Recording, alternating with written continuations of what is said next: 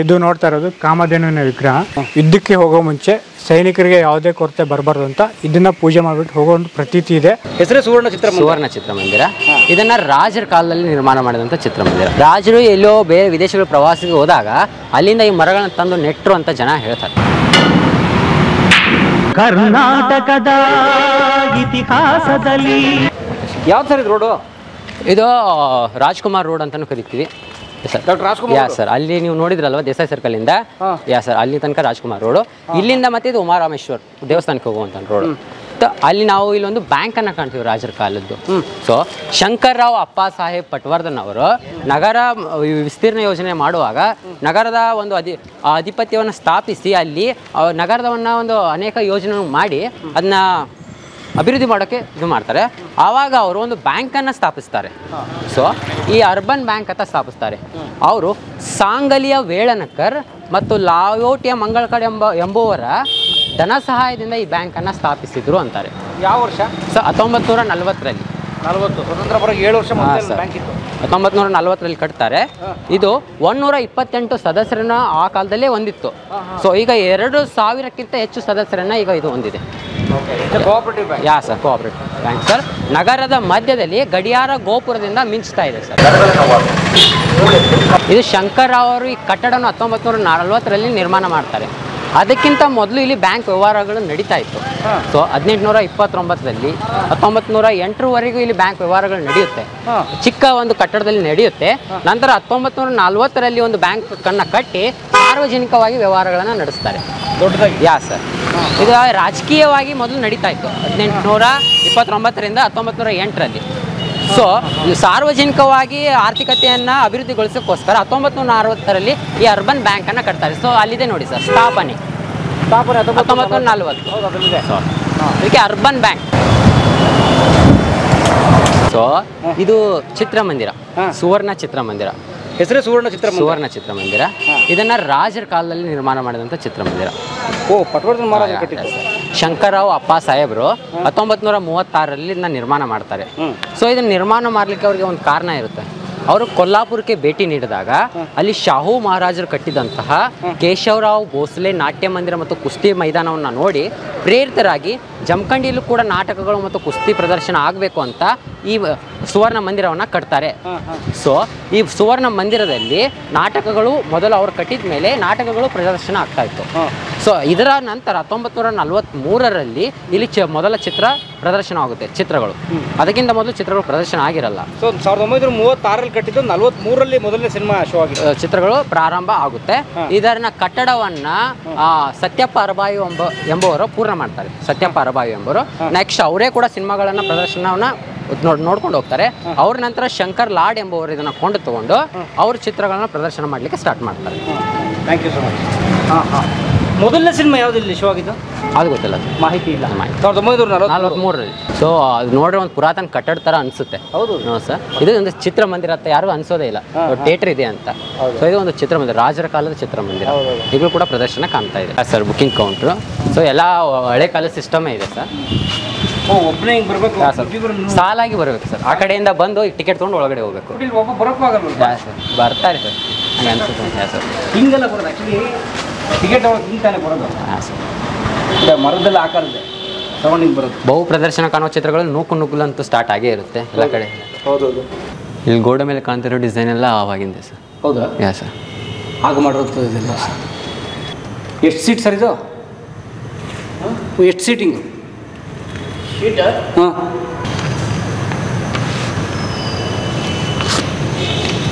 Actually ಇಲ್ಲಿ ಶಾಲೆಗಳಲ್ಲಿ ಕೆಲವೊಂದು ಚಿತ್ರಗಳನ್ನು ತೋರಿಸ್ತಾರಲ್ವಾ.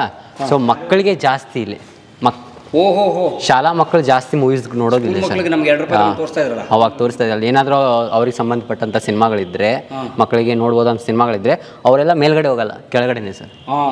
ಸ್ಕೂಲ್ ಸೆಟಪ್ ಇದು ಪಕ್ಕ ಸ್ಕೂಲ್ ಡೆಸ್ ತರ. ಇಂಗ್ಳೆ ಮಾರ್ಗ ಅಂತ ಒಂದು ಮೂವಿ ಬಂದಿತ್ತು ಸರ್.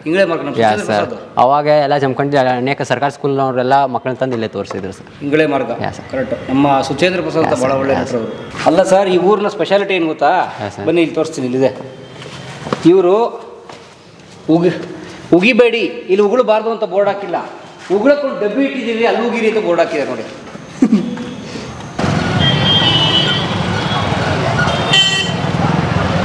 ಜಮಖಂಡಿಯಲ್ಲಿ ವಾರದಲ್ಲಿ 3 ದಿನ ಸಂತೆ ನಡೆಯುತ್ತೆ. 3 ದಿನ, ಗುರುವಾರ, ರವಿವಾರ, ಮಂಗಳವಾರ. ಸೊ ಗುರುವಾರ ಈ ಏರಿಯಾ ಹಿಡಿದು ಶಿವಾಜಿ ಸರ್ಕಲ್ ತನಕ ನಡೆದ್ರೆ, ಮಂಗಳವಾರ ಆ ಕಡೆ ದಾನಮ್ಮ ದೇವಿ ಕುಂಚೂರು ಸರ್ಕಲ್ ಹತ್ರ ನಡೆಯುತ್ತೆ. ರವಿವಾರ ಪೋಲೋ ಮೈದಾನ ಐತಲ್ಲ ಅಲ್ಲಿ ಒಳಗಡೆ ನಡೆಯುತ್ತೆ. ಇದು ಯಾವುದು ಹಳೆ ಕಟ್ಟನೆ? ಇದೆ ಸರ್, ರಮಾಬಾಯಿ ವಾಚನಾಲಯ ಅಂತ ಹೇಳಿದ್ನಲ್ಲ ಅದೇ. ರಮಾಬಾಯಿ ಲೈಬ್ರರಿ? ಯಾ ಸರ್. So PB high school. ಹಾಂ ಸರ್, PB ಹೈಸ್ಕೂಲ್ ಇದು? ಹಾಂ sir. Means what is PB? Parashuram ಬಾವು. 1888ರಲ್ಲಿ ರಾಮಚಂದ್ರರಾವ್ ಅಪ್ಪಾಸಾಹೇಬ್ ಪಟವರ್ಧನ್ ಎಂಬುವರು ಇದನ್ನ ಕಟ್ತಾರೆ. ಸೊ ಅವರ ಅಜ್ಜನ ನೆನಪಿಗಾಗಿ PB ಅಂತ ಹೆಸರಿಡ್ತಾರೆ, ಪರಶುರಾಮ್ ಬಾವು. ಸೊ 1888ರಲ್ಲಿ ಕಟ್ತಾರೆ. ತಮ್ಮ ಪ್ರಜೆಗಳಿಗೆ ಇಂಗ್ಲಿಷ್ ಶಿಕ್ಷಣವನ್ನು ನೀಡಲಿಕ್ಕೆ ಇದನ್ನ ಕಟ್ಟಿರ್ತಾರೆ. ಸೊ ನಾವು ಆಗಲೇ ಹೇಳಿದ್ದೀನಿ, ಬ್ರಿಟಿಷ್ ಮಾದರಿಯ ಸರ್ಕಾರವನ್ನು ಅವ್ರು ಆಳ್ತಾ ಇದ್ರು. ಸೊ ಅದಕ್ಕೋಸ್ಕರ ಇಂಗ್ಲೀಷ್ ಶಿಕ್ಷಣವನ್ನು ನೀಡಲಿಕ್ಕೆ 1,20,000 ಖರ್ಚು ಮಾಡಿ ಈ PB ಹೈಸ್ಕೂಲನ್ನು ಅವ್ರು ಕಟ್ತಾರೆ. 1,20,000 ಖರ್ಚಾಗಿರುವ ಸ್ಕೂಲ್ ಬಿಲ್ಡಿಂಗ್. ಅವಾಗ ಸ್ಕೂಲೇ ಕಟ್ಟಿದ್ದು? ಹಾಂ ಸರ್, ಸ್ಕೂಲ್. ಇಂಗ್ಲೀಷ್ ಶಿಕ್ಷಣವನ್ನು ತಮ್ಮ ಪ್ರಜೆಗಳಿಗೆ ನೀಡಲಿಕ್ಕೋಸ್ಕರ. ಓ ಹೌದಾ? ಅವೆಲ್ಲ ಶಿಕ್ಷಣದಲ್ಲಿ ಯೋಚನೆ ಮಾಡಿದ್ದಾರೆ ಸರ್, ಯೋಚನೆ ಮಾಡಿದ್ದಾರೆ. ಆದರೆ ಇವರು ಎಜುಕೇಶನ್ ತುಂಬ ಓದ್ಕೊಂಡಿದ್ರು ಸರ್. ನಾನು ಆವಾಗಲೇ ಹೇಳಿದ್ನಲ್ಲ, ತಂದೆ ಆಳ್ವಿಕೆ ಮಾಡುವಾಗ ಮಗ ಮಹಾರಾಷ್ಟ್ರದಲ್ಲಿ ಓದ್ತಾ ಇದ್ರು. ಅಲ್ಲ, ಬೇರೆ ಜನನ ಕಲೀಲಿ ಅನ್ನೋ ಉದ್ದೇಶ ಸರ್. ಅಂದರೆ ಅವಾಗ ಸ್ವಾತಂತ್ರ್ಯ ಸಂಗ್ರಾಮ ಸ್ಟಾರ್ಟ್ ಆಗಿತ್ತು. ಶಿಕ್ಷಣದ ಮೂಲಕ ನಾವೆಲ್ಲವನ್ನ ನೀಡ್ತೀವಿ. ಸೊ ಅವ್ರು ಬ್ರಿಟಿಷರು ಇಂಪ್ರೂವ್ಮೆಂಟ್ಸ್ ಕೂಡ ಕೊಡ್ತಾ ಇದ್ರು, ಅವ್ರ ಪ್ರಜೆಗಳಿಗೂ ಶಿಕ್ಷಣ ಕೊಡಬೇಕು ಅಂತ. ಸೊ ಇದನ್ನು ಸ್ಥಾಪಿಸಿದ್ರು. ಓಕೆ. ನಂತರ ಇವ್ರ ಮಗ ದತ್ತುಪುತ್ರ ಮಹಿಳಾ ಮಂಡಳವನ್ನು ಸ್ಥಾಪಿಸಿ ಸ್ತ್ರೀಯರಿಗೆ ಶಿಕ್ಷಣ ನೀಡಲಿಕ್ಕೆ ಪ್ರಾರಂಭ ಮಾಡ್ತಾರೆ. Okay okay. ಇಲ್ಲಿ ರಾಮಚಂದ್ರ ಅಪ್ಪಾಸಾಹೇಬ್ ಅವರ ಮೂರ್ತಿ ಇದೆ ಸರ್. ಸರ್ ಸರ್ ಸವಣೂರಲ್ಲಿದೆ ಇದು? ದೊಡ್ಡ ಹುಣಸೆ ಗಿಡಗಳು. ಇದನ್ನು ರಾಜರೇ ನೆಟ್ರು ಅಂತ ಹೇಳ್ತಾರೆ ಸರ್ ಆ ಕಾಲದಲ್ಲಿ. ಸರ್, ರಾಜರು ಎಲ್ಲೋ ಬೇರೆ ವಿದೇಶಗಳ ಪ್ರವಾಸಿಗೆ ಹೋದಾಗ ಅಲ್ಲಿಂದ ಈ ಮರಗಳನ್ನು ತಂದು ನೆಟ್ರು ಅಂತ ಜನ ಹೇಳ್ತಾರೆ. ನೋಡಿ, ಜೋಡಿ ಎಲ್ಲೇ ಸಿಕ್ಕರು ನಮ್ಮ ಮರಗಳು 2 ಸಿಕ್ಕಿದೆ ಆ್ಯಕ್ಚುಲಿ. ಅವ್ರು 2 ಮರಗಳನ್ನು ತಂದು ನೆಟ್ಟಿದ್ರು. ಬಿಜಾಪುರದಲ್ಲಿದೆ, ಸವಣೂರಲ್ಲಿದೆ, ತುಂಬ ಕಡೆ ಇದೆ ಸರ್ ದೊಡ್ಡ ಹುಣಸೆ ಮರ. ಬಟ್ ಇಲ್ಲಿ ಜಮಖಂಡಿಗೆ ಇವು 2 ಮರ ಬಿಟ್ಟು ಮತ್ತೆ ಎಲ್ಲಿ ನೋಡಲ್ಲ ಸರ್ ದೊಡ್ಡ ಹುಣಸೆ ಮರ. ಸೊ 150 ವರ್ಷದ ಶಾಲಾ ಕಟ್ಟಡ ಸರ್. ಪ್ರೋಗ್ರೆಸಿವ್ ಇದ್ರು. ಯಾ ಸರ್, ಎಲ್ಲ ಎಜುಕೇಟೆಡ್ ಇದ್ರು ಸರ್. ಇಂಗ್ಲೀಷ್ ಕಲಿಬೇಕು, ಚೆನ್ನಾಗಿರ್ಬೇಕು. ಇದು ಮುಂಭಾಗ ಸರ್. ಸೊ ಇದು ಕೂಡ ಒಂದು ಅರಮನೆ ಶೈಲಿ ಸರ್. ಹೌದು. ಯಾವ ರೀತಿ ಅಂತ ಸೈಡಿಂದ ಬರೋದು. ಫ್ರಂಟ್ ಇದು ಗಾರ್ಡನ್ ಇತ್ತು, ಆಮೇಲೆ ಮೂರ್ತಿ ಎಲ್ಲ ಸ್ಥಾಪನೆ ಆಗಿದೆ. ಬಟ್ ಇದು ಫ್ರಂಟ್ ಗಾರ್ಡನ್ ಇತ್ತು, ಸೈಡಿಂದ ಎಂಟ್ರಿ ಕೊಡೋದು ಸರ್. ಈಗ ಇದೊಂದು ಸಾರ್ವಜನಿಕ ಕಟ್ಟಡ ಕೂಡ. ಇದು ಕೂಡ ಒಂದು ವಿದೇಶಿ ಮಾಡೆಲಲ್ಲಿ ಇದೆ ಅಂತ ಹೇಳ್ತಾರೆ ಸರ್. ಸೊ ಈಗ ನೋಡ್ತಾ ಇದ್ದೀರಾ, ಸೇಮ್ ಗವರ್ನರ್ ಬಂಗ್ಲೋ ಥರ ಇದೆ. ಸೇಮ್ ಗವರ್ನರ್ ಬಂಗ್ಲೋ ಥರ ಇದೆ. ಸೊ ಒಂದು ಹಳೆ ಕಟ್ಟಡ ಸರ್, ಸ್ಕೂಲ್ ಅನ್ಸೋದೇ ಇಲ್ಲ ನಿಮಗೆ sir. Antique. Sir Gurudev Ranade ಅಂತ ಸರ್ ಅವರು ಸತ್ಪುರುಷರು ಜಮಖಂಡಿಲಿ ಜಗತ್ತಿನಲ್ಲಿ ದೇವರು ಇದ್ದಾನೆ ಎಂಬುದನ್ನು ಕೈ ಎತ್ತಿ ತೋರಿಸಿದವರು ಸರ್. ಅವ್ರದ್ದೇ ಮೂರ್ತಿ sir, Gurudev Ranade photo sir. Sir ಅವ್ರ ಪರಮಾರ್ಥ ಮಂದಿರನೂ ಇದೆ ಸರ್, ಅವ್ರ ಶಿಷ್ಯರು ಸ್ಥಾಪನೆ ಮಾಡ್ತಾರೆ. ಅದು ಈಗ ಇದೆ ಸರ್. ಫೋಟೋ ಅಲ್ಲಿ ಇದೆ, ಮಹಾರಾಜರ ಮೂರ್ತಿ ಇದೆ ಸರ್ ಫೋಟೋಗಿಂತ ಸರ್. ಸೊ ಇದು ಆಫೀಸ್ ಸರ್. ದೊಡ್ಡ ಡೋರ್ ಸರ್, 3 ಡೋರ್ಗಳನ್ನು ನಾವು ಇಲ್ಲಿ ಕಾಣ್ತೀವಿ. ಸೊ ಅವು ದರ್ಬಾರ್ ಹಾಲ್ ಶೈಲಿಯಲ್ಲಿದೆ ಈ ಡೋರ್ಗಳು ನೋಡಿ ಸರ್. ಇದು ಸರ್ ಆಫೀಸ್ ರೂಮ್. ಆಗಲೂ ಆಫೀಸ್ ರೂಮ್ ಆಗಿ ಬಳಸ್ತಾ ಇದ್ರು, ಈಗಲೂ ಆಫೀಸ್ ರೂಮ್ ಆಗಿ ಬಳಸ್ತಾ ಇದ್ದಾರೆ ಸರ್. ಓಕೆ. ಸೊ ಈಗ ಇಲ್ಲಿ ಮೂರ್ತಿ ಇದೆ ನೋಡಿ ಸರ್, ರಾಮಚಂದ್ರರಾವ್ ಅಪ್ಪಾಸಾಹೇಬ್ ಪಟವರ್ಧನ್ ಅವರ ಮೂರ್ತಿ. ಸರ್, ಶ್ರೀಮಂತ ರಾಮಚಂದ್ರರಾವ್ ಅಪ್ಪಾಸಾಹೇಬ್ ಇವರು 1853ರಿಂದ 1897 ಆಳ್ವಿಕೆ ಮಾಡ್ತಾರೆ. ಆಳ್ವಿಕೆ ಮಾಡಿ ಇವರೇ ರಾಮಚಂದ್ರರಾವ್ ಅಪ್ಪಾಸಾಹೇಬ್ ಪಟವರ್ಧನ್. ಸರ್ ಹೀಗಿತ್ತು ಮೀಸೆ ವೇಷಭೂಷಣ ಎಲ್ಲ. ಸೊ ಅವರು ಟೋಪಿ ಮರಾಠಿ ಸ್ಟೈಲಿ ಫುಲ್ ಆಫ್ ಗೌನ್ ಥರ ಇರುವಂಥ ಒಂದು. ಸೊ ಇದು 2 ಅಂತಸ್ತಿನ ಕಟ್ಟಡ. ಓ, ಮೇಲ್ಗಡೆ ಈ ಬಾಲ್ಕನಿ ಇದೆ. ಬಾಲ್ಕನಿ ಇದೆ ಸರ್. ಸೊ ಎತ್ತರದಲ್ಲಿ ನೋಡಿ ಸರ್. ಸರ್ ಬೆಂಗಳೂರಿಂದ ಕಲಾ ಮಾಧ್ಯಮ ಅಂತ ಹೇಳೋ ಒಂದು ಚಾನೆಲ್ಲು ಈ ಕಟ್ಟಡ ರಾಜರು ಕಟ್ಟಿದ್ದಲ್ಲ. ಹಾಂ, ನಾವು ಅದಕ್ಕೆ ಒಂಥರ ಸರ್ 2 ಅಂತಸ್ತಿನ ಶಾಲೆ ಸರ್ ಇದು. ನಾವು ಕಾಣ್ತೀವಿ ಯಾವ ರೀತಿಯಾಗಿ ಅವರು ಕಟ್ಟಿಗೆಗಳನ್ನು ಬಳಸ್ಕೊಂಡು ಕಟ್ಟಿದ್ದಾರೆ ಅಂತ. ಸೊ ಅವರು ಎಲ್ಲ ಕಟ್ಟಡಗಳಿಗೆ ಈ ರೀತಿ ಸಾರ್ವಜನಿಕ ಕಟ್ಟಡಗಳಿಗೆ ಒಂದು ಸ್ಟೈಲನ್ನು ಬಳಸಿದ್ದಾರೆ. ಆ ಬಾಗಿಲುಗಳು ಕಿಟಕಿಗಳು ನೋಡ್ರೆ ಕಾಣುತ್ತೆ ರೌಂಡ್ ಶೇಪಲ್ಲಿ ಗುಂಬಸ್ ಥರ. ಸೊ ಅವ್ರು ಸಾರ್ವಜನಿಕ ಕಟ್ಟಡಗಳು ಇದೇ ರೀತಿಯಾಗಿ ಬಳಸ್ತಾ ಇದ್ದಾರೆ. ಸೊ ಇಲ್ಲಿ ಕೆಲವೊಂದು ಪೆಟ್ಟಿಗೆಗಳು ಕಾಣುತ್ತೆ, ಇವು ಕೂಡ ಆಗಿನ ಕಾಲದ ಇವೆಲ್ಲ ಕಪಾಟಗಳು. ಕಪಾಟುಗಳು ಆಗಿನ ಕಪಾಟಲ್ಲಿ ಹಾಕಲದ್ದೆ ಅವ್ರದ್ದು ಸರ್. ಬನ್ನಿ ಸರ್. ಅವರು ಅವಾಗ ಶಾಲೆಯನ್ನು ಕಟ್ಟಿದಲ್ಲೇ ಅವ್ರು ಬೇಕಾದ ಸೌಲಭ್ಯಗಳನ್ನ ಕೂಡ ಒದಗಿಸ್ತಾರೆ. ಸೊ ಇಲ್ಲಿ ಕಪಾಟುಗಳನ್ನು ನೋಡ್ತಾ ಇದ್ದೀರಾ ಸರ್, ಇವೆಲ್ಲ ಕಪಾಟುಗಳು ಆಗಿನ ಕಾಲದ್ದೇ ಸರ್. ಈ ಕಪಾಟುಗಳು, ಆ ಪೆಟ್ಟಿಗೆಗಳು, ಆ ಕಪಾಟುಗಳು, ಸೊ ನೋಡ್ತಾ ಇದ್ದಾರೆ ಸರ್, ಎಲ್ಲ ರೀತಿ ಸೌಲಭ್ಯಗಳನ್ನು ಅವ್ರು ಮಾಡಿಕೊಡ್ತಾರೆ. ಇವನ್ ಫರ್ನಿಚರ್ಸ್ಗಳು, ಇನ್ಫ್ರಾಸ್ಟ್ರಕ್ಚರ್ ಅಂಡ್ ಫರ್ನಿಚರ್ ಎಲ್ಲ ಸೌಲಭ್ಯ ಮಾಡಿಕೊಡ್ತಾರೆ. ಬುಕ್ಸ್ಗಳಿಗಾಗಿರ್ಬೋದು, ಆಫೀಸರ್ಸ್ ವರ್ಕ್ಗಳಾಗಿರ್ಬೋದು, ಟೀಚರ್ಸ್ಗಳಿಗೆ ಕೂಡ ಒಂದು ವ್ಯವಸ್ಥೆ ಮಾಡಿಕೊಡ್ತಾರೆ. ಸೊ ಆ ಸ್ಟೈಲಲ್ಲೇ ಇದೆ ಸರ್, ಈಗಲೂ ಕೂಡ ನೋಡ್ತಾರೆ. ಈಗಿನ ಸ್ಟೈಲಲ್ಲಂತೂ ಆಗಲ್ಲ ಸರ್, ಆ್ಯಂಟಿಕ್ ಸ್ಟೈಲ್ ಸರ್. ನೋಡಿ ಎಷ್ಟು ಒಳಗಡೆ ಎತ್ತರ ಸ್ಥಾನದಲ್ಲಿದೆ ಸರ್. ಇಷ್ಟರಲ್ಲಿ ನಾವಾದರೆ ಡಬಲ್ ಬಿಲ್ಡಿಂಗ್ಸ್ಗಳನ್ನು ಕಟ್ಟೇ ಬಿಡ್ತೀವಿ. 2 ಫ್ಲೋರ್ ಮಾಡಿ, ಇನ್ನೂ ಇದಕ್ಕಿಂತ ಕಡಿಮೆ ಆಗುತ್ತೆ ನಮ್ಮ 2 ಫ್ಲೋರ್ಗಳು. ಸೊ 2 ಫ್ಲೋರ್ ಆಗಿನ ಕಾಲದ್ದು ನೋಡಿ ಸರ್, ಒಂದೇ ಫ್ಲೋರ್ ಸರ್, ಅಖಂಡ ಗೋಡೆಗಳು. ಆ್ಯಕ್ಚುಲಿ ಇದನ್ನು ಕಟ್ಟೋಕ್ಕೆ ಕಾರಣ ಗಾಳಿ ಆಡಲಿ ಅಂತ ಸರ್. ಗಾಳಿ ಚೆನ್ನಾಗಿ ಬರಲಿ ಅಂತ ಸರ್. ಕಡಿಮೆ ಅಲ್ವಾ ಸರ್, ಅದಕ್ಕೋಸ್ಕರ ಗಾಳಿ ಚೆನ್ನಾಗಿ ಬರಲಿ ಅಂತ ಕಿಟಕಿಗಳನ್ನು ಕೂಡ ಮಾಡಿದ್ರು. ಈ ಎತ್ತರ ಸ್ಥಾನ ಗಾಳಿಯಲ್ಲಿ ಶೇಖರಣೆ ಆಗುತ್ತೆ, ಗಾಳಿ ಜಾಸ್ತಿ ಹವಾ ಆಡುತ್ತೆ ಸರ್. ಸರ್ ಗಾಳಿ ಎಲ್ಲ ಕಟ್ಕೊಂಡ್ರೆ ಸರ್. ಬನ್ನಿ ಸರ್, ಪಿ ಬಿ ಹೈಸ್ಕೂಲ್ ಅವರ ಅಜ್ಜನ ನೆನಪಿಗಾಗಿ ಹೆಸರನ್ನು ಇಡ್ತಾರೆ ಸರ್ ಅವರು, ಪರಶುರಾಮ್ ಬಾವು ಸ್ಕೂಲ್. ಸೊ ಈ ಕಟ್ಟಡದಲ್ಲಿ ಕಲ್ಲಿನ ಕಂಬಗಳನ್ನು ಕೂಡ ಬಳಸಿದ್ದಾರೆ ಸರ್. ಅವೆಲ್ಲ ಈಗಿನ ಸರ್ ಟೇಬಲ್ ಕುರ್ಚಿಗಳು ಇಲ್ಲಿದೆ ಕಲ್ಲಿನ ಕಂಬಗಳು. ಸೊ ಮೋಹಿನಿ ಹಾಲ್ಗೆ ಇದ್ದಂಥ ಕಂಬಗಳು ಸರ್. ಮೋಹಿನಿ ಹಾಲ್ಗೆ ಇದೇ ಸೇಮ್, ನಾವು ಮುಂದೆ ಪ್ರಭಾಂಗನಲ್ಲಿದ್ದಂಥ ಕಂಬಗಳು ಕೂಡ ಇದೇ ಸೇಮಲ್ಲಿ ಡೋರ್ ನೋಡಿ ಸರ್. ಸೊ ಸೇಮ್ ದರ್ಬಾರ್ ಹಾಲ್ ಎಂಟ್ರಿ ಥರ ಇದೆ ಸರ್. ಸರ್ ಅವರು ಅದು 3 ಬಾಗಿಲುಗಳನ್ನು ಹೊಂದಿತ್ತು. ದರ್ಬಾರ್ ಹಾಲ್ 3 ಬಾಗಿಲುಗಳನ್ನು ಹೊಂದಿತ್ತು ಸರ್. ಆಗಿನ ಕಾಲದಲ್ಲಿ ಅಷ್ಟೊಂದು ಎತ್ತರವಾದ ಬಾಗಿಲುಗಳು ಸರ್, ಎಷ್ಟು ಚೆನ್ನಾಗಿ ಕಾಣ್ತವೆ. ಮತ್ತು ಅದ್ರ ಮೇಲೆ ಡಿಸೈನ್ಗಳು ಕೂಡ ಮಾಡಿದ್ದಾರೆ. ಇಲ್ಲ ಸರ್, ಹಳೇದೇ ಸರ್, ಹಳೇದೇ ಸರ್. ಕಲ್ಲಿನ ನೆಲಗಳನ್ನು ಬಳಸಿದ್ರು ಸರ್ ಅವಾಗ.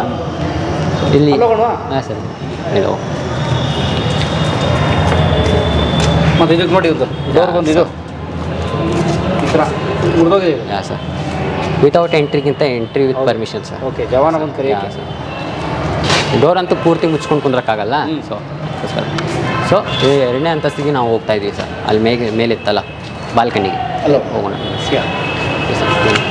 ಅಗಾಧವಾದ ಕಲ್ಲಿನ ಕಂಬಗಳನ್ನು ಬಳಸಿಕೊಳ್ತಿದ್ದಾರೆ. ಇವಕ್ಕೊಂದು ಡಿಸೈನ್ಸ್ಗಳು ಕೂಡ ಇದೆ ನೋಡಿ ಸರ್. ಸರ್ ನಿಧಾನ ಸರ್.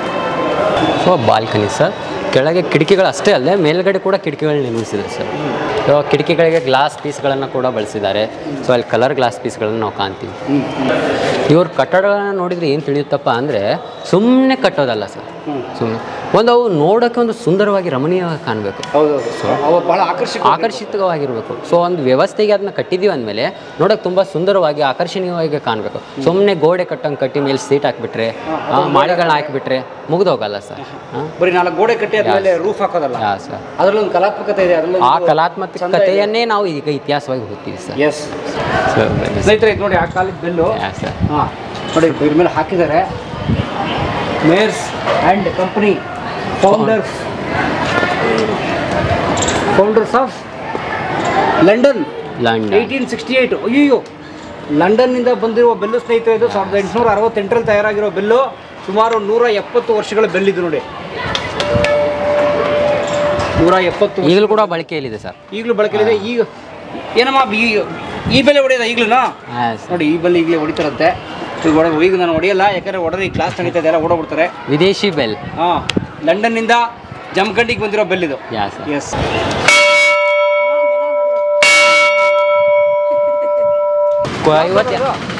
ಅಂದರೆ ಅದು ಸರ್ ರಮಾಬಾಯಿ ವಾಚನಾಲಯ, ಗ್ರಂಥಾಲಯ ಸರ್, ಲೈಬ್ರರಿ. ಆ ಕಾಲದ್ದೇ ಸರ್. ಅದು ಇಷ್ಟು ಒಳಗಡೆ ಮಾತಾಡೋಣ. ಹಾಂ ಸರ್. ಸೊ ಜಮಖಂಡಿಯಲ್ಲಿ 1905ರಲ್ಲೇ ಒಂದು ವಾಚನ ಮಂದಿರ ಆಯಿತು. ಸೊ ಸರ್ ಕ್ಯಾಪ್ಟನ್ ಪರಶುರಾಮ್ ಬಾವು ಪಟವರ್ಧನ್ ಅವರು, 2ನೇ ಪರಶುರಾಮ್ ಬಾವು ಪಟವರ್ಧನ್ ಅವರು ಆಳ್ವಿಕೆಯಲ್ಲಿದ್ದಾಗ ಅವರಿಗೆ ಎಲ್ಲ ರೀತಿಯ ಹವ್ಯಾಸಗಳಿದ್ದು, ಕಲಾ ಪ್ರೇಮಿಗಳು, ಶಿಕ್ಷಣ ಪ್ರೇಮಿಗಳು, ಕ್ರೀಡಾ ಪ್ರೇಮಿಗಳು. ಸೊ ಅವರಲ್ಲಿ ಅವ್ರದ್ದೇ ಆದ ಅರಮನೆಯಲ್ಲೇ ಇತ್ತು ಸರ್ ವಾಚನ ಮಂದಿರ ಅಂತ.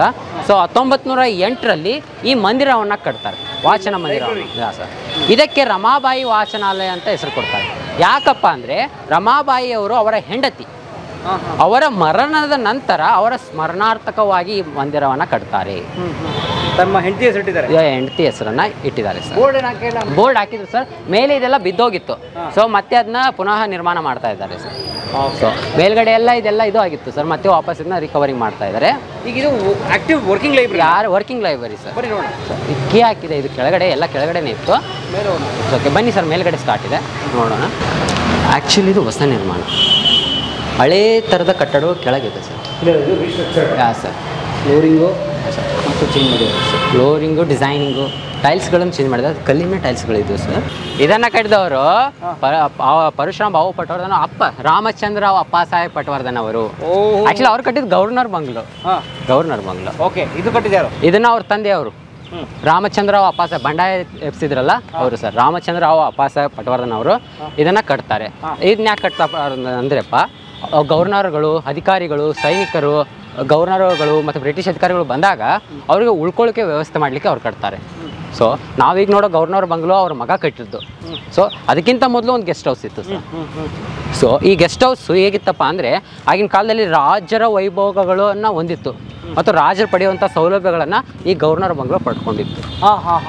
ಅಂದರೆ ಇಲ್ಲಿಗೆ ನನಗನ್ಸೋದು ಈ ಬ್ರಿಟಿಷ್ನವರು ಇದ್ದಿದ್ರಿಂದ ಅವ್ರು ಬಂದ್ರೆ ಉಳ್ಕೊಳ್ಳೋಕೆ ಗವರ್ನರ್ಸ್ಗಳು, ಅವರ ಅಧಿಕಾರಿಗಳು, ಆಫೀಸರ್ಸು, ಬೇರೆ ಯಾರನ್ನ ಬೇರೆ ಬಂದ್ರೆ ಮತ್ತೆ ಅವ್ರು ಏನಾರು ಫಂಕ್ಷನ್ಗಳಿಗೆ ಯಾರನ್ನಾರು ಆಹ್ವಾನ ಕೊಟ್ಟರೆ ಅವ್ರು ಬಂದರೆ ಉಳ್ಕೊಳ್ಳೋಕ್ಕೆ ಸರ್.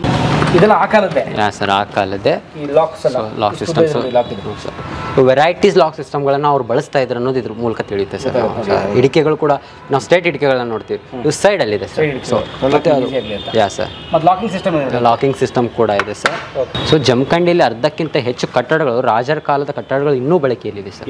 ಸರ್ ನೀವು ನೋಡುವಂಥ ಶಾಲೆಗಳಾಗಿರ್ಬೋದು, ಆಸ್ಪತ್ರೆ ಆಗಿರ್ಬೋದು, ಲೈಬ್ರರಿ, ಗೆಸ್ಟ್ ಹೌಸು, ಮಂದಿರ, ಸಿನಿಮಾ ಟಾಕೀಸ್ ಕೂಡ, ಕೋರ್ಟ್ ಕೂಡ ಸರ್ ಹಳೆ ಕಾಲದ ಕಟ್ಟಡಗಳೇ ಬಳಕೆಯಲ್ಲಿದೆ.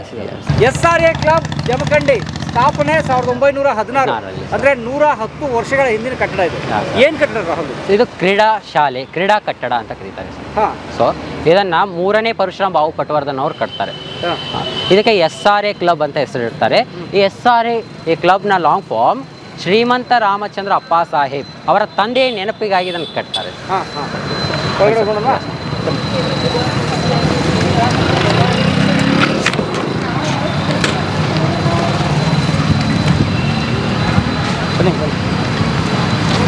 ಏನು ಕ್ಲಬ್? ಸೊ ಇವರು ಕ್ಯಾಪ್ಟನ್ ಸರ್ ಅವರು ದೇಶಿ ವಿದೇಶಿ ಆಟಗಳಲ್ಲಿ ತುಂಬ ಅಭಿರುಚಿ ಉಳ್ಳವರಾಗಿದ್ದರು ಸರ್. ಪೋಲೋ ಗ್ರೌಂಡ್ ಮಾಡಿದವರು. ಅವರು ಎಲ್ಲ ರೀತಿಯ ಆಟಗಳಿಗೆ ಅವಕಾಶ ಕೊಡ್ತಾ ಇದ್ರು. ಇದ್ರ ಮುಂದೆನೇ ಬ್ಯಾಡ್ಮಿಂಟನ್ ಮತ್ತು ಟೆನ್ನಿಸ್ ಆಡಲಿಕ್ಕೆ ಗ್ರೌಂಡ್ಗಳನ್ನು ಕಟ್ಕೊಡ್ತಾರೆ ಮತ್ತು ಸೌಲಭ್ಯವನ್ನು ಮಾಡಿಕೊಡ್ತಾರೆ. ಅಷ್ಟೇ ಅಲ್ಲದೆ ಇವರು ಕ್ರೀಡಾಪಟುಗಳಿಗೆ ಬಹುಮಾನಗಳನ್ನು ಕೂಡ ಇಡ್ತಾರೆ. ಆ ಕ್ರೀಡೆಯಲ್ಲಿ ಗೆದ್ದವರಿಗೆ ಬೆಳ್ಳಿಯ ಕಪ್ಗಳನ್ನು ಕೂಡ ಕೊಡ್ತಾ ಇದ್ರು ಸರ್. ಇಲ್ಲಿ ಕೂಡ ಇನ್ನೂ ಕೂಡ 400 ತೊಲೆಯ ಬೆಳ್ಳಿ ಕಪ್ಗಳು ಈ SRA ಕ್ಲಬ್ನಲ್ಲಿ ಇದೆ ಸರ್. ಸರ್ 400 ತೊಲೆಯ ಬೆಳ್ಳಿ, 4 kg ಬೆಳ್ಳಿ, 400 ತೊಲೆ, 4 kg ಸರ್. 4 kg ಬೆಳ್ಳಿಯ ಕಪ್ಗಳು ಸರ್. ಟ್ರೋಫಿಗಳು ಇನ್ನೂ ಕೂಡ ಇಲ್ಲಿದೆ ಸರ್. ಸರ್ ಅಷ್ಟೇ ಅಲ್ಲದೆ ಈ ಕ್ಲಬ್ಬಲ್ಲಿ ಬಿಲಿಯರ್ಡ್ಸ್ ಮತ್ತು ಟೇಬಲ್ ಟೆನ್ನಿಸ್ ಆಡಲಿಕ್ಕೆ ಸೌಲಭ್ಯವನ್ನು ಒದಗಿಸಿಕೊಟ್ಟಿದ್ರು. Okay, English game sir. ಈಗಲೂ ಕೂಡ ಇಲ್ಲಿ 4.5 lakhs ಟೇಬಲ್ ಇದೆ ಸರ್. 4 ಲಕ್ಷ ರೂಪಾಯಿ ಸರ್. ಆ ಕಾಲದ ಸರ್. ಇವತ್ತಿಗೆ ಎಷ್ಟಾಗಿರ್ಬೋದು ಸರ್? ಬಿಲಿಯರ್ಡ್ಸ್ ಟೇಬಲ್, ಬಿಲಿಯರ್ಡ್ಸ್ ಆಟವನ್ನು ಆಡುವಂಥ ಟೇಬಲ್ 4.5 ಲಕ್ಷದ ಟೇಬಲ್ ಈ ಕ್ಲಬ್ಬಲ್ಲಿದೆ ಸರ್. 400 ತೊಲೆಯ ಕಪ್ಗಳಿವೆ ಸರ್. ಇಂಡೋರ್ ಗೇಮ್ಸ್ ಸರ್ ಆಟ ಆಡಲಿಕ್ಕೆ ಅವರು ಅವಕಾಶ ಮತ್ತು ಸೌಲಭ್ಯವನ್ನು ಕಲಿಸಿದ್ರು ಸರ್. ಪೋಲೋ ಗ್ರೌಂಡ್ನಲ್ಲಿ ಹೊರಾಂಗಣ ಆಟಗಳನ್ನು ಆಡ್ಬೋದು ಸರ್. ಒಳಾಂಗಣ ಆಟಗಳು ಮತ್ತು ದೇಶಿ ವಿದೇಶಿ ಆಟಗಳನ್ನು ಆಡಲಿಕ್ಕೆ ಸರ್. ಅದಕ್ಕೆ ಒಳಗಡೆ ಸರ್ ಬಿಲಿಯರ್ಡ್ಸ್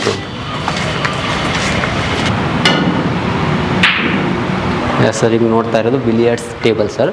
ಅವರು ಇದರಿಂದ ಗೊತ್ತಾಗುತ್ತೆ ಅವರು ವಿದೇಶಿಯ ಕ್ರೀಡೆಗೂ ಕೂಡ ಪ್ರೋತ್ಸಾಹವನ್ನು ಕೊಟ್ಟಿದ್ದರು. ಸೊ ಆಗಿನ ಕಾಲದಲ್ಲಿ ಇದರ ನಿಖರವಾದ ಬೆಲೆ 4.5 lakhs, 4.5 ಲಕ್ಷ. 110 years sir. ಆಗಿನ ಕಾಲದ ಒಂದು ಟೇಬಲ್ ಈಗಲೂ ಕೂಡ ಬಳಕೆಯಲ್ಲಿದೆ ಸರ್. ಸರ್ ಸುಸ್ಥಿತಿಯಲ್ಲಿದೆ. ಸೊ ಆಟದ ವಿಧಾನವನ್ನು ನೋಡ್ತಿದ್ವಿ ಸರ್. ಸೊ ಒಳಗಡೆ ಸರ್ ಈಗ ಆ ಕಾಲದ್ದೇ.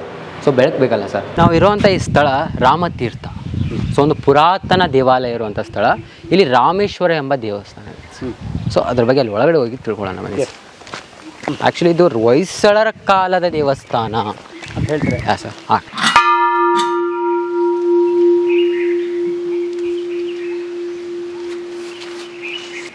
ರಾಮೇಶ್ವರ ದೇವಸ್ಥಾನ. ಸೊ ಈ ದೇವಸ್ಥಾನ ಇಲ್ಲಿ ಹೇಗೆ ಬಂತಪ್ಪ ಅಂದರೆ, ಒಂದು ಕಾಲದಲ್ಲಿ ರಾಮನು ಲಂಕೆಗೆ ಸೀತೆಯನ್ನು ಹುಡ್ಕೊಂಡು ಹೋಗ್ತಾ ಇರ್ತಾನೆ ಸರ್. ಆ ಹುಡ್ಕೊಂಡು ಹೋಗೋ ಸಮಯದಲ್ಲಿ ಜಮಖಂಡಿಯಿಂದ ಪ್ರವೇಶ ಮಾಡ್ತಾನೆ. ಸೊ ಜಮಖಂಡಿಯಿಂದ ಪ್ರವೇಶ ಮಾಡುವಾಗ ಇಲ್ಲಿ ಒಂದು ಲಿಂಗವನ್ನು ಸ್ಥಾಪನೆ ಮಾಡ್ತಾನೆ. ಆ ರಾಮ ಸ್ಥಾಪನೆ ಮಾಡಿದ ಲಿಂಗವೇ ರಾಮೇಶ್ವರ ಅಂತ ಐತಿಹ್ಯವಿದೆ. ಸೊ ಈ ಲಿಂಗವು ಪಾನಿಪೀಠದ ಮೇಲಿದ್ದು ಇದಕ್ಕೆ ಬಾನಲಿಂಗ ಅಂತ ಕರಿತೀವಿ ಸರ್. ಈ ದೇವಸ್ಥಾನವು ಹೊಯ್ಸಳರ ಶೈಲಿಯಲ್ಲಿದೆ ಸರ್. ಇಲ್ಲಿ ನೋಡ್ತಾ ಇರೋ ದೇವಸ್ಥಾನ ಹೊಯ್ಸಳರ ಶೈಲಿಯಲ್ಲಿದೆ. ಸರ್ ಹೊಯ್ಸಳರ ಶೈಲಿ ಸರ್. ಕಲ್ಯಾಣದ ಚಾಲುಕ್ಯರ ಶೈಲಿಗೂ ಹೊಯ್ಸಳರ ಶೈಲಿಗೂ ತುಂಬ ಡಿಫರೆನ್ಸ್ ಇಲ್ಲ, ಸ್ವಲ್ಪ ಡಿಫರೆನ್ಸ್. ಈ ಹೊಯ್ಸಳರ ಶೈಲಿಯದ್ದು ದೇವಸ್ಥಾನದ ಗರ್ಭವು ಚೌರಾಕಾರದಲ್ಲಿದೆ ಸರ್, ಚೌಕಾಕಾರದಲ್ಲಿ. ಸೊ ಈ ದೇವಸ್ಥಾನ ಕಕ್ಷಾಸನದಲ್ಲಿದೆ ಸರ್, ನೋಡ್ತಾ ಇದ್ದೀರಲ್ಲ ಕಕ್ಷಾಸನ. ಸೊ ಈ ದೇವಸ್ಥಾನವು ಜಮಖಂಡಿಯಲ್ಲಿ ಪ್ರಸಿದ್ಧ ದೇವಸ್ಥಾನ ಸರ್, ಜಮಖಂಡಿಯಲ್ಲಿ ಪ್ರಸಿದ್ಧ ದೇವಸ್ಥಾನ. ಈ ದೇವಸ್ಥಾನ ಇಲ್ಲಿದೆ ಅಂತ ತಿಳ್ಕೊಂಡು ರಾಮಚಂದ್ರರಾವ್ ಅಪ್ಪ ಸಾಹೇಬರು ಇಲ್ಲಿ ಬಂದು ಅರಮನೆ ಕಟ್ತಾರೆ, ಪವಿತ್ರ ಕ್ಷೇತ್ರ ಅಂತ. ಇದ್ರ ಪಕ್ಕದಲ್ಲಿ ಇದರ ಬೆನ್ನಿನ ಗೋಡೆಗೆ ಅರಮನೆ ಅಂಟ್ಕೊಂಡಿದೆ ಸರ್. ಸೊ ಇಲ್ಲಿ ಇನ್ನೊಂದು ವಿಶೇಷ ಪೂಜೆ ಏನಪ್ಪ ಅಂದ್ರೆ ಬುತ್ತಿ ಪೂಜೆ. ಬುತ್ತಿ ಪೂಜೆ. ಸೊ ಈ ಬುತ್ತಿ ಪೂಜೆಯನ್ನು ರಾಮಚಂದ್ರರಾವ್ ಅಪ್ಪ ಸಾಹೇಬರು ಅವರು ಜೈಲಿನಿಂದ ಬಿಡುಗಡೆಯಾಗಿ ಬರ್ತಾರೆ, ಬೆಳಗಾವಿ ಜೈಲಿನಿಂದ ಬಂದ ಮೇಲೆ ಇಲ್ಲಿ ಅರಮನೆ ಕಟ್ಟಿದ ಮೇಲೆ ಈ ಪೂಜೆಯನ್ನು ಪ್ರಾರಂಭಿಸ್ತಾರೆ. ಸೊ ಈ ಪೂಜೆ ಏನಪ್ಪ ಅಂದರೆ ಅನ್ನದಿಂದ ಮಾಡಿದ ಶಿವಲಿಂಗ. ಅನ್ನ ಎಸ್ ಸರ್. ಎಡೆಯಿಂದ ಶಿವಲಿಂಗವನ್ನು ಮಾಡ್ತಾರೆ ಸರ್. ಸೊ ಶಿವನ ಅವತಾರಗಳನ್ನು, ಸೊ ಆ ಲಿಂಗದ ಮೇಲೆ ಅನ್ನದಿಂದ ನೈವೇದ್ಯವನ್ನು ತೆಗೆದುಕೊಂಡು ಶಿವನ ಮೂರ್ತಿಗಳನ್ನು, ಪಾರ್ವತಿಯ ಮೂರ್ತಿಗಳನ್ನು, ಶಿವನ ವಿವಿಧ ಅವತಾರಗಳನ್ನು, ಗಣಪತಿಯನ್ನು ಈ ರೀತಿ ಅವತಾರಗಳನ್ನು ನೀಡಿ ಪೂಜೆ ಮಾಡೋದನ್ನು ಬುತ್ತಿ ಪೂಜೆ ಅಂತ ನಾವು ಕರಿತೀವಿ ಸರ್. ಸೊ ಜಮಖಂಡಿಲಿರೋ ಅನೇಕ ದೇವಾಲಯಗಳಲ್ಲಿ ಬುತ್ತಿ ಪೂಜೆಯನ್ನು ಮಾಡ್ತಾರೆ ಸರ್. ನಾವು ಜಂಬುಕೇಶ್ವರ ದೇವಾಲಯದಲ್ಲಿ ಕೂಡ ಹೇಳಿದ್ದೀನಿ ನಾನು ಬುತ್ತಿ ಪೂಜೆ ಒಂದು ವಿಶೇಷ ಅಂತ. ಸೊ ಆ ಬುತ್ತಿ ಪೂಜೆ ಬಂದಿದ್ದು ಇಲ್ಲಿಂದ, ರಾಜರ ಕಾಲದಿಂದ ಈ ಬುತ್ತಿ ಪೂಜೆ ಈಗಲೂ ಕೂಡ ಪ್ರಾರಂಭದಲ್ಲಿದೆ ಸರ್. ಹರಕೆ ಹೊತ್ತವರು ಕೂಡ ಬಂದು ಇದನ್ನು ಮಾಡ್ತಾರೆ. ಸೊ ಇದು ಒಂದು ಹೊಯ್ಸಳ ಶೈಲಿಯ ದೇವಾಲಯ, ಇದು ಪುರಾತನ ದೇವಾಲಯ ಸರ್. ಗ್ಲಾಸ್ ಕಂಪನಿ 1865 ಅವಾಗ ತಂದು ಹಾಕಿರೋ ಗಂಟೆ ಅದು. ಸರ್ ಇದು ನೋಡ್ತಾ ಇರೋದು ಕಾಮಧೇನುವಿನ ವಿಗ್ರಹ. ಈ ಕಡೆ ಮುಂಭಾಗ ಕಾಣಿಸ್ಬೋದು. ಕಾಮಧೇನು ವಿಗ್ರಹನ? ಕಾಮಧೇನು ವಿಗ್ರಹ ಸರ್. ಇದು ಲೈಫಲ್ಲಿ ನೋಡಿರಲ್ಲ ಸರ್ ನಾವು. ಸರ್ ಕಾಮಧೇನು ವಿಗ್ರಹ ಇದನ್ನು ಪೂಜೆ ಮಾಡ್ತಾರೆ. ಯುದ್ಧಕ್ಕೆ ಹೋಗೋ ಮುಂಚೆ ಸೈನಿಕರಿಗೆ ಯಾವುದೇ ಕೊರತೆ ಬರಬಾರ್ದು ಅಂತ ಇದನ್ನು ಪೂಜೆ ಮಾಡಿಬಿಟ್ಟು ಹೋಗೋ ಒಂದು ಪ್ರತೀತಿ ಇದೆ. ಆಮೇಲೆ ಹಳೆ ಇದನ್ನಿದೆ ಸರ್, ಕಥೆಗಳಿದೆ ಇದ್ರ ಬಗ್ಗೆ. ಕಾಮಧೇನು ವಿಗ್ರಹ ಲೈಫಲ್ಲಿ ಫಸ್ಟ್ ಇದು ಕಾಮಧೇನು ಸರ್, ಹೀಗಿರುತ್ತೆ. ಹಾಂ ಸರ್. ಓಕೆ, ಆಮೇಲೆ ನೆಕ್ಸ್ಟ್ ಅದೇನು ತೋರಿಸಿದೆ ಸರ್. ಇದು ಅರಮನೆ ಹಿಂಭಾಗ, ಇದು ಮುಖ್ಯ ಅರಮನೆ ಹಿಂಭಾಗ ದೇವಸ್ಥಾನಕ್ಕೆ ಅಂದ್ಕೊಂಡಿದೆ ಸರ್. ನಾವು ನಿನ್ನೆ ಹೋಗಿದ್ದ ಅರಮನೆ? ನಿನ್ನೆ ಹೋಗಿದ್ದ ಅರಮನೆ ಸರ್. ಇದು ಬಲಗಿನ ಭಾಗ. ಸೊ ಈ ಅರಮನೆಯಿಂದ ದೇವಸ್ಥಾನಕ್ಕೆ ಬರೋಕ್ಕೆ ಒಂದು ಚಿಕ್ಕದಾದ ರಹಸ್ಯ ದಾರಿ ಸರ್. ಅದು ಇವಾಗ ಮುಚ್ಚಿಬಿಟ್ಟಿದ್ರೆ ಅದನ್ನೊಂದು ತೋರಿಸ್ಬಿಡ್ತೀನಿ ನಿಮಗೆ. ಇದು ಅದೇ ಸರ್ ಅರಮನೆದೇ ಎಲ್ಲ ಪಾರ್ಟ್ ಇದು. ಅಂದರೆ ದೇವಸ್ಥಾನಕ್ಕೆ ಅಂಟ್ಕೊಂಡಂಗೆ ಅರಮನೆ ಇದೆ ಸರ್. ಇದು ಇವಾಗ ಮೊದಲು ಮೆಟ್ಲಿಗಾಗುತ್ತೆ ಸರ್. ಇದು ಅರಮನೆಯಿಂದ ದೇವಸ್ಥಾನಕ್ಕೆ ಬರೋಕ್ಕೆ, ದೇವಸ್ಥಾನದಿಂದ ಅರಮನೆಗೆ ಹೋಗೋಕ್ಕೆ ಇದಂತ ರಹಸ್ಯ ಮಾರ್ಗ. ಸೀಕ್ರೆಟ್ ಚಿಕ್ಕದಾಗಿರೋದು ಸರ್. ಇದು ಚಿಕ್ಕವೇ, ಇದು ಕ್ಲೋಸ್ ಮಾಡಿಬಿಟ್ಟಿದ್ದಾರೆ ಸರ್ ಇವಾಗ. ಅಂದರೆ ಅರಮನೆಯಿಂದ ಡೈರೆಕ್ಟ್ ರಾಜರು ಬಂದ್ಬಿಡೋಕ್ಕೆ ಸುತ್ತಾಕೊಂಡು ಬರೋದು ಬೇಡ ಅಂತ. ಹಾಂ ಸರ್. ಸ್ನೇಹಿತರೆ, ಬಹುಶಃ ನಾವು ಜಮಖಂಡಿ ಇತಿಹಾಸದ ದಾಖಲೀಕರಣ ಮತ್ತು ಜಮಖಂಡಿಯ ಪ್ರವಾಸದ ಒಂದು ಹಂತಕ್ಕೆ ಬಂದಿದ್ದೇವೆ. ಕೊನೆ ಹಂತ ಅಂತ ನಾನು ಆ ಶಬ್ದ ಬಳಸಲ್ಲ, ಯಾಕಂತಂದರೆ ಕೊನೆ ಅಂತ ಯಾವುದಕ್ಕೂ ಇರಲ್ಲ, ಮುಗಿಯದ ಕಥನ. ಬಹುಶಃ ಇದೊಂದು ಸ್ವಲ್ಪ ಒಂದು ಅಲ್ಪ ವಿರಾಮ ಅಂತ ಅನ್ಕೋಬೋದು ಸ್ನೇಹಿತರೆ. ಹಾಗಾಗಿ ನಮ್ಮ ಜೊತೆ ಇದ್ದಂತಹ ಈ 2 ದಿವಸಗಳಲ್ಲಿ ನಮ್ಮ ಜೊತೆ ಇದ್ದಂತಹ ರಾಹುಲ್ ಅವರಿಗೆ, ಅಕ್ಷಯ್ ಅವರಿಗೆ ಬಹಳ ಧನ್ಯವಾದ. ಅವರು ನಮ್ಮ ಜೊತೆಗೆ ಬಂದರು, 2 ದಿನ ಬಂದರು. ನೋಡಿ ಯುವಕರು ಸ್ನೇಹಿತರೆ, ಹೇಳೋದೇನು ಅಂತಂದರೆ, ನಾವು ಬೇರೆ ಬೇರೆ ಪ್ರವಾಸಗಳನ್ನ ಕೈಗೊಂಡಿದ್ದೀವಿ, ಅನೇಕ ಇತಿಹಾಸ ದಾಖಲೀಕರಣ ಕೆಲಸ ಮಾಡ್ತಿರ್ತೀವಿ. ಒಂದು ಹಂತ, ಒಂದು ಉದಾಹರಣೆ 40-45 ಆಸುಪಾಸಿನ ಅಥವಾ ಅದಕ್ಕಿಂತಲೂ ಹೆಚ್ಚಿನ ವಯಸ್ಸಾದವರು ನಮ್ಮ ಜೊತೆಗೆ ಬರ್ತಾರೆ, ಹಂಚ್ಕೋತಾರೆ. ನಮಗೂ ಅದು ಸಂತೋಷ ಇದೆ, ಅವ್ರಿಗೂ ಕೂಡ ಧನ್ಯವಾದ. ಆದರೆ ಈ ಹುಡುಗರಿಗೆ ನೋಡಿ, ಈ ಹುಡುಗನಿಗೆ 19 ವರ್ಷ, ನಿಂಗೆ ಎಷ್ಟು ವರ್ಷ ನೋಡಿ? 19-24 ಹುಡುಗರುಗಳು ತಾನು ಹುಟ್ಟಿದ ಊರು ಸರ್ ಇದು, ನಾನು ಹುಟ್ಟಿದ ಊರು ಸರ್, ನನ್ನ ಊರಿನ ಬಗ್ಗೆ ನಾನು ಹೇಳಿದೆ, ಇನ್ಯಾರು ಹೇಳಬೇಕು ಅಂತ ಹೇಳಿ ಭಾಳ ಪ್ರೀತಿಯಿಂದ ನಾವು ಜಮಖಂಡಿಗೆ ಬರ್ತೀವಿ ಅಂದ ಕೂಡಲೇ ನಮ್ಗೆ ಸ್ಪಂದಿಸಿ ಬಂದು, ಅವ್ರಿಗೆ ಎಷ್ಟು ಕೆಲಸ ಕಾರ್ಯ ನೋಡಿ. ಹುಡುಗ ಸ್ಟೂಡೆಂಟು, ಅವರು ವೃತ್ತಿಪರರು, is A business Mann. So ಅವರು ನಮ್ಮ ಜೊತೆಗೆ ಇದ್ದು 2 ದಿನ ಸಮಯ ವಹಿಸಿ ಓಡಾಡಿ, ಈ ಬಿಸಿಲು ಗಾಳಿ, ಅರ್ಲಿ ಮಾರ್ನಿಂಗ್ ಎದ್ದು ಓಡಾಡಿ ಒದ್ದಾಡಿ ಊಟ ತಿಂಡಿಗಳ ಪರಿವೇ ಇಲ್ಲದೆ ಕೆಲಸ ಮಾಡಿದ್ದಾರೆ. ಜಮಖಂಡಿ ಬಹಳ ಅದ್ಭುತವಾದ ಜಾಗ, ಅದೆಲ್ಲ ನಮಗೆ ತೋರಿಸ್ಕೊಟ್ಟಿದ್ದಾರೆ. ನಾನು ಈ 2 ಹುಡುಗರಿಗೆ, ಜಮಖಂಡಿ ನಾಡಿನ ಈ 2 ಅಪ್ರತಿಮ ಪ್ರೇಮಿಗಳಿಗೆ ನಾನು ಧನ್ಯವಾದ ಹೇಳ್ತೀನಿ. ನಿಮ್ಮಿಬ್ಬರಿಗೂ ಅನಂತ ಧನ್ಯವಾದ. ನಿಮ್ಮಂಥ ನಾಡ ಪ್ರೇಮಿಗಳು ಪ್ರತಿ ಊರಲ್ಲೂ ಇರಬೇಕು. ನಮ್ಮ ಊರಿನ ಬಗ್ಗೆ ನಮ್ಮ ಪ್ರೀತಿ ಇರಬೇಕು. ಯಾವತ್ತು ನಾವು ಹುಟ್ಟಿದ ಊರಿನ ಬಗ್ಗೆ ಪ್ರೀತಿ ಇರಬೇಕು. ನಾವು ಇನ್ನೇನೋ ಮಾತಾಡ್ತೀವಲ್ಲ, ಹಂಗಂತೆ ಇಲ್ಲಿಂಗಂತ ಅಲ್ಲೆಲ್ಲೋ ನಯಾಗರಾ ಫಾಲ್ಸ್ ಇದೆಯಂತೆ, ಎಲ್ಲೆಲ್ಲೋ ಇನ್ನೇನೋ ಇದೆಯಂತೆ. ನಿಮ್ಮೂರಲ್ಲಿ ಏನಿದೆಯಪ್ಪ, ನಿಮ್ಮೂರಲ್ಲಿ ಏನಿದೆ ನಾವು ನೋಡಿದ್ದೀರಾ, ಫಸ್ಟು ಪೂರ್ತಿ ಎಲ್ಲ ತಿಳ್ಕೊಂಡಿದ್ದೀರಾ, ಅದನ್ನು ನಾವು ತಿಳ್ಕೊಬೇಕು.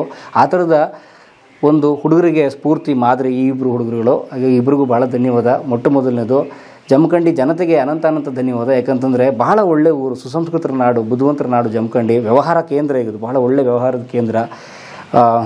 ಹಳೆ ಜಮಖಂಡಿನೂ ಚೆನ್ನಾಗಿದೆ, ಹೊಸ ಜಮಖಂಡಿನೂ ಚೆನ್ನಾಗಿದೆ. ಅನೇಕ ಐತಿಹಾಸಿಕ ತಾಣಗಳು, ಹಿಸ್ಟಾರಿಕಲ್ ಪ್ಲೇಸಸ್ ಇದ್ದಾವೆ. ಎಲ್ಲವನ್ನು ನಾವು ನೋಡೋಕ್ಕೆ ಪ್ರಯತ್ನ ಪಟ್ಟಿದ್ದೀವಿ. ಕೆಲವೊಂದು ಸಣ್ಣ ನಾವು ಬಿಟ್ಟಿರ್ತೀವಿ.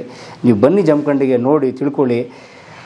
ಜಮಖಂಡಿ ನೀವು ಬರ್ತೀರಿ ಅಂತಂದರೆ, ಉದಾಹರಣೆಗೆ ಈ ಉತ್ತರ ಕರ್ನಾಟಕ ಪ್ರವಾಸ ಕೈಗೊಂಡ್ರೆ, ಈಗ ನೀವು ಬಸವ ಕಲ್ಯಾಣಕ್ಕೆ ಹೋಗ್ತೀರಿ, ಬಾಗೇವಾಡಿಗೆ ಹೋಗ್ತೀರಿ, ಕೂಡಲ ಸಂಗಮಕ್ಕೆ ಹೋಗ್ತೀರಿ, ಆಲ್ಮಟ್ಟಿ ಅಣೆಕಟ್ಟಿಗೆ ಹೋಗ್ತೀರಿ, ಅಲ್ಲಿಂದ ಭಾಳ ಹತ್ತಿರ ಇದು. ಒಂದು 20-30 ಕಿಲೋಮೀಟರ್ ರೇಡಿಯಸಲ್ಲಿ ಸಿಕ್ಕುತ್ತೆ ಜಮಖಂಡಿ. ಇದನ್ನು ಒಂದು 2-3 ದಿನ ಪ್ರೋಗ್ರಾಮ್ ಹಾಕೊಂಡು ನೋಡಿ. ತುಂಬ ಆ ಕಾಲದ ನಮ್ಮ ಹಿರಿಯರೆಲ್ಲ ಎಂತೆಂಥ ಮಾನ್ಯುಮೆಂಟ್ಸ್ ಬಿಟ್ಟು ಹೋಗಿದ್ದಾರೆ, ಅವ್ರ ಬದುಕು ಹೇಗಿತ್ತು ಅಂತ ಅರ್ಥ ಆಗುತ್ತೆ. ನನಗಂತೂ ಈ 2 ದಿನಗಳ ಪ್ರವಾಸ ನನಗೆ ಅನಂತ ಖುಷಿ ಕೊಟ್ಟಿದೆ. ನನಗೂ ತುಂಬ ಸಂತೋಷ ಆಗಿದೆ, ಹೆಮ್ಮೆ ಆಗಿದೆ. ನನಗೆ ಈ ನಾಡಿನ ಬಗ್ಗೆ ಇನ್ನಷ್ಟು ಪ್ರೀತಿ ಜಾಸ್ತಿ ಆಗಿದೆ. ನಮ್ಮ ಹಿರಿಯರು ಎಷ್ಟೆಲ್ಲ ಕೆಲಸ ಮಾಡಿದ್ದಾರೆ, ಎಷ್ಟೆಲ್ಲ ಒಳ್ಳೊಳ್ಳೆ ಕೆಲಸಗಳನ್ನು ಮಾಡಿ, ಎಷ್ಟೆಲ್ಲ ಶೌರ್ಯದ ಕೆಲಸಗಳನ್ನ ಮಾಡಿ ಇಲ್ಲಿನ ತಮ್ಮ ಹೆಜ್ಜೆ ಗುರುತುಗಳನ್ನ ಮೂಡಿಸಿ ಹೋಗಿದ್ದಾರೆ ಅಂತೇಳಿ ನಾವು ನಮ್ಮ ನಾಡಿಗೆ ಏನಾದ್ರು ಕೊಡುಗೆ ಕೊಡೋಣ. ಈ ನಾಡಲ್ಲಿ ಹುಟ್ಟಿದ್ದೀವಲ್ಲ, ಅದಕ್ಕೋಸ್ಕರ ನಾವು ಏನಾದ್ರು ಋಣ ತೀರಿಸೋಣ ಅಂತ ನಾನು ಕೇಳ್ಕೊತೀನಿ ಸ್ನೇಹಿತರೆ. ಉಳಿದಂತೆ ಹುಡುಗರಿಗೆ ಇಬ್ಬರಿಗೂ ಧನ್ಯವಾದ. ಪರಮೇಶ್ವರ್ ಸರ್ ಬಗ್ಗೆ ಹೇಳೋಕ್ಕೆ ಮಾತುಗಳಿಲ್ಲ. ಯಾಕಪ್ಪ ಅಂದರೆ ಇವರು ಅನೇಕ ಇತಿಹಾಸಗಳನ್ನು ನಮಗೆ ತಿಳಿಸ್ತಾ ಇದ್ದಾರೆ. ಪುಸ್ತಕಗಳಲ್ಲಿ ಉಲ್ಲೇಖ ಇಲ್ಲದಂಥ ಇತಿಹಾಸಗಳನ್ನು ನಮಗೆ ತಿಳಿಸಿ, ಪರ್ಸನಲ್ ಆಗಿ ಇತಿಹಾಸದ ಅಭಿರುಚಿಯನ್ನು ಹೊಂದಿದ ನನಗೆ ಇತಿಹಾಸದ ಬಗ್ಗೆ ಮಾಹಿತಿ ತಗೊಳ್ಳುವಲ್ಲಿ ಇವರು ತುಂಬ ಸಹಾಯಕರಾಗಿದ್ದಾರೆ. ಸೊ ಅದು ಸ್ಫೂರ್ತಿದಾಯಕ ಅಂತಲೇ ಹೇಳ್ಬೋದು. ಇವರ ಕೆಲಸಗಳು ಇನ್ನೂ ಕೂಡ ಮುಂದುವರಿಯಲಿ, ಜನರಿಗೆ ತಿಳಿಸುವಂತಾಗಲಿ. ಆ್ಯಕ್ಚುಲಿ ಜಮಖಂಡಿಗೆ ಅವ್ರು ಭೇಟಿ ಕೊಟ್ಟಿದ್ದು ನನಗೆ ತುಂಬ ಖುಷಿಯಾದಂಥ ವಿಚಾರ. ಸೊ ಅವ್ರಿಗೆ ನಿಜವಾದ ಮಾಹಿತಿಯನ್ನು ಒಪ್ಪಿಸಬೇಕು ಅಂತ ನಾನು ಅವ್ರಿಗೆ ಭೇಟಿಯಾಗಿದ್ದೆ. ಸೊ ಅವರಿಗೂ ಕೂಡ ಸಪೋರ್ಟ್ ಮಾಡಿ, ನಮಗೂ ಕೂಡ ಸಪೋರ್ಟ್ ಮಾಡಿ, ಜಮಖಂಡಿ ಅಷ್ಟೇ ಅಲ್ಲದೆ ಕರ್ನಾಟಕದ ಅನೇಕ ಪ್ರದೇಶಗಳನ್ನು ಬೆಳೆಸಿ, ಕಲಾ ಮಾಧ್ಯಮ ಯೂಟ್ಯೂಬ್ ಚಾನಲನ್ನು ಸಬ್ಸ್ಕ್ರೈಬ್ ಮಾಡಿಲ್ಲ ಅಂದರೆ ಸಬ್ಸ್ಕ್ರೈಬ್ ಮಾಡಿ, ಅವರಿಗೂ ಕೂಡ ಬೆಂಬಲಿಸಿ. ಧನ್ಯವಾದಗಳು. ಯಾಕಂದರೆ ಬೆಂಗಳೂರಿಂದ ಬಂದು ಹುಡ್ಕೊಂಡ್ಬಂದು ಜಮಖಂಡಿ ಬಗ್ಗೆ ಇತಿಹಾಸನ ಜನರಿಗೆ ತಲುಪಿಸೋಕ್ಕೆ ಒಂದು ಒಳ್ಳೆಯ ಕಾರ್ಯ ಪರಮಣ್ಣ ಅವ್ರು ಮಾಡಿದ್ದಾರೆ. ನಾನು ಕಲಾ ಮಾಧ್ಯಮ ಜಮಖಂಡಿಯವ್ರಿಗೆ ಬರ್ತೀನಿ ಅಂದರೆ ಫಸ್ಟ್ ಬೇರೆ ಎಲ್ಲ ಕೆಲಸ ಬಿಟ್ಟು ಓಡೋಡಿ ಬಂದು ಹುಡ್ಕೊಂಡ್ಬಂದೆ. ಇವ್ರ ಜೊತೆ 2 ದಿನ ಕಳೆದಿದ್ದೀನಿ. ನನಗೆ 1 ವರ್ಷ ಕಳೆದಂಗೆ ಆಗಿದ್ದು ಅನುಭವ ಆಗಿದೆ. ಯಾಕಂದರೆ ಜಮಖಂಡಿಲಿ ನಮಗೇನು ಗೊತ್ತಿದೋ ಅದಷ್ಟು ಮಾತ್ರ ನಾವು ಹೇಳಿದ್ದೀವಿ. ಇನ್ನೂ ಕೆಲವೊಬ್ರು ಇತಿಹಾಸಕಾರಿದೆ, ಹಳೆ ತಲೆಗಳಿದ್ದಾವೆ. ಜಮಖಂಡಿ ಇತಿಹಾಸನ ನೀವು ಹೊರಗಡೆ ತನ್ನಿ, ಇವರು ಆದಷ್ಟು ಹೊರಗಡೆ ತಂದಿದ್ದಾರೆ. ಆಮೇಲೆ ಜಮಖಂಡಿ ಯೂಸ್ ಅಂತೇಳಿ ನಾನು ಕೇಳ್ಕೋದಂದರೆ, ಪ್ಯಾಲೇಸ್ನ ಹಾಳು ಮಾಡೋಕ್ಕೆ ಹೋಗಬೇಡಿ, ಕುಡಿಯೋದು, ಇತರ ಅನೈತಿಕ ಚಟುವಟಿಕೆಗಳು ಮಾಡೋಕ್ಕೆ ಹೋಗಬೇಡಿ. ಇದರಲ್ಲಿ ಇನ್ನೂ ಕೆಲವರು ದೊಡ್ಡ ದೊಡ್ಡ ವ್ಯಕ್ತಿಗಳಿದ್ದಾರೆ, ಅವರು ಸ್ವಲ್ಪ ಕೈ ಜೋಡಿಸ್ಬೇಕು, ಪ್ಯಾಲೇಸ್ನ ಉದ್ಧಾರ ಮಾಡಬೇಕು, ಇದನ್ನೊಂದು ಐತಿಹಾಸಿಕ ಸ್ಥಾನ ಮಾಡಬೇಕು ಅಂತ ನಂದು ಅಭಿಪ್ರಾಯ. ಹಾಗಾಗಿ ಈ ಕಲಾ ಮಾಧ್ಯಮ ಚಾನಲ್ನ ನಾವು ಸುಮಾರು ಸ್ಟಾರ್ಟ್ ಆಗಿದ್ದು ನಾವು ನೋಡ್ಕೊಂಬತ್ತೀವಿ. ಒಳ್ಳೆ ಚಾನಲ್ಲು, ಸಬ್ಸ್ಕ್ರೈಬ್ ಮಾಡಿ, ಫಾಲೋ ಮಾಡಿ. ಆಮೇಲೆ ಈ ವಿಡಿಯೋ ಮಾತ್ರ ತಪ್ಪದೆ ಮಿಸ್ ಮಾಡದೆ ನೋಡಬೇಕು ಅಂತ ನಾನು ಕೇಳ್ಕೊತೀನಿ. ಒಳ್ಳೆದಾಗಲಿ. ಈ ಮಾನ್ಯುಮೆಂಟ್ಸ್ಗಳು ಮತ್ತೆ ಯಥಾಸ್ಥಿತಿಗೆ ಬಂದು ಹಳೆಯ ವೈಭವ ಮರಳಿದ್ರೆ ನಾವು ಮಾಡಿದ ವಿಡಿಯೋಗೆ ಸಾರ್ಥಕ ಅಂತ ಅನ್ಕೋತೀನಿ ಸ್ನೇಹಿತರೆ. ಉಳಿದಂತೆ ಜಮಖಂಡಿ ನಾನು ಮಿಸ್ ಮಾಡ್ಕೋತೀನಿ. ಒಳ್ಳೆದಾಗಲಿ ಜಮಖಂಡಿ ಎಲ್ಲ ಜನತೆಗೆ. ಸರ್ ನಮಸ್ತೆ ಸರ್. ಧನ್ಯವಾದ. ರಾಮೇಶ್ವರನ ಆಶೀರ್ವಾದ ಎಲ್ಲರೂ ಮರೆಯುವುದು.